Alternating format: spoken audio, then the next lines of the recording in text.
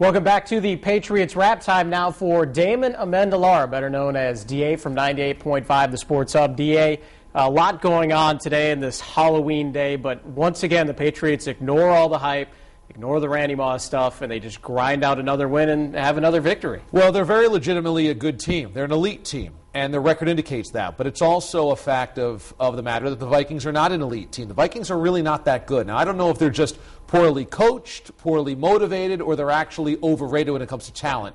But that team should not be losing this many games. And really today, outside of that late touchdown, which made the final score feel closer than it actually was, it wasn't really that much of a game. I mean, the Patriots are just a much better ball club, and the distractions with Moss and with Favre and with Childress are now the storyline for that Viking squad. And the Patriots, they'll let you beat yourself, and in some ways today, the Vikings did exactly that. You kind of hit on it, but did you get the feeling that Coach Belichick was kind of snickering behind the clipboard at times, thinking, wow, I am a way better coach than Brad Childress, and this team was just so much better coach today? If he was snickering today, he should be snickering on most days, because Belichick is normally the better coach on Sundays. But certainly today, you see a Patriots team that plays smart, they play patient, they will let you beat yourself, and they'll take advantage of those mistakes. And this is going to be the recipe for the Patriots the rest of the season. And I think it's amazing that this team has progressed to this point already before we've even hit the midseason point. The fact that they've gotten here so quickly, I think, is the greatest testament to the coaching and to the players. With Brett Favre in the house today, let's look a little bit at the legacies of the two quarterbacks. No one was talking about Tom Brady. When it's all said and done, where are these guys going to rank on the all-time list? So Favre's sort of at the end. Brady maybe is sort of still in his prime, you could say. The two legacies on the field today, I mean, two big-time QBs. Favre's numbers will end up being better than almost anybody that ever played the game. In fact, they really are at this point. He's number one in almost all major passing categories. But Peyton Manning will probably surpass a lot of those. Brady's not going to get to those monster numbers. I don't know if Brady wants to play until he's 40 or so, but the numbers would indicate that he won't get there. But his legacy will be solidified stronger. He already has 3 championships. We'll see if he gets any more. Favre is very obviously going to end with one, and the way that this thing ends now, I think, is going to sour a lot of people on Favre's legacy, whether it's the whole text message affair, whether it's the injuries that just keep happening, whether it's the will I, won't I come back. All of this leads up to Favre ending up being kind of embarrassed as he walks out the door. I don't know if Favre can be embarrassed. He seems to just kind of roll to his own beat and kind of ignore what other people are saying about him. But for a guy that might not have a lot of self-dignity, he's certainly going to go out in a blaze of glory in his mind. But it's going to be an embarrassment, I think, for a lot of people as he walks out. Randy Moss, he had a lot of love for his teammates. He got a lot of love from his former teammates today. But overall, his homecoming was kind of lame, wasn't it? Oh, it was terrible. It was terrible. And, you know, not to diminish what an offensive weapon Moss always has been over the course of his career, but today was typical of why you don't need Randy Moss to win big. You know, Moss in a lot of big games has come up really small in his entire career.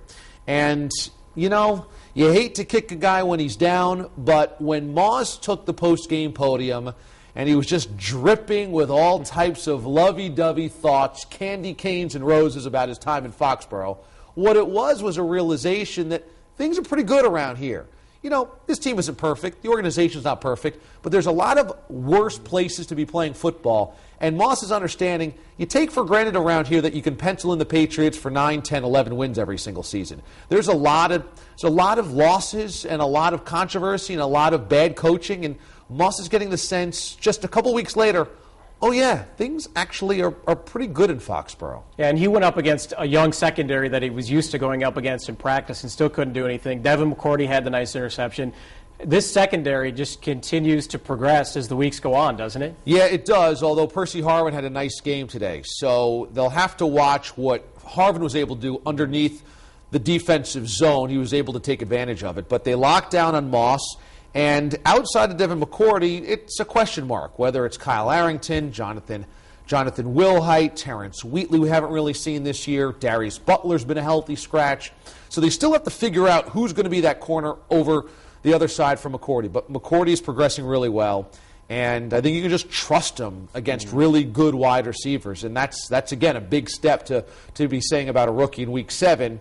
The other side, a little bit more shaky. Patrick Chung's, will he, won't he be able to play is a little bit of a question mark for the secondary as well. But certainly defensively today against Moss and Harvin, Favre, and Adrian Peterson, to hold them to just 2 touchdowns was a pretty impressive feat. Yeah, and another impressive feat is all of a sudden the script has been flipped in the AFC East. I know it's only one game or so, but the Jets go out and lay an egg, and all of a sudden they're looking up at the Patriots once again. Yeah, it's only one game, and remember that they lose to the Packers today, but the Patriots still have to play the Packers. So it's not like there's a lot of breathers on this Patriots schedule. Luckily, next week is one, going to Cleveland. They should win that game going away, but remember, they still have the Colts coming up. They still have the Packers. They have the Steelers, who at this point might be just as good as the Patriots. So it's not like you can just say, well, the Patriots are home free in this division. What it feels like to me is that you'll have the Patriots and Jets coming into the playoffs out of this division. You'll have the Ravens and Steelers coming out of the North. Those will be your 2 wild cards, 2 teams in both those divisions. And then the West is going to be the Chiefs.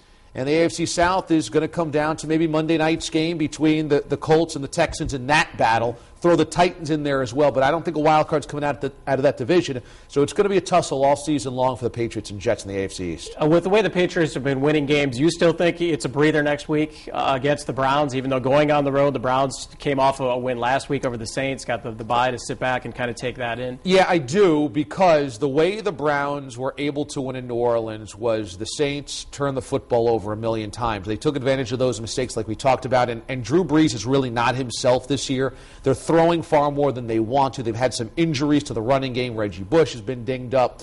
So I don't necessarily look at that Browns team and say that could happen to the Patriots, because the Patriots don't turn the football over. The Patriots don't play stupid football. The Patriots don't give games away.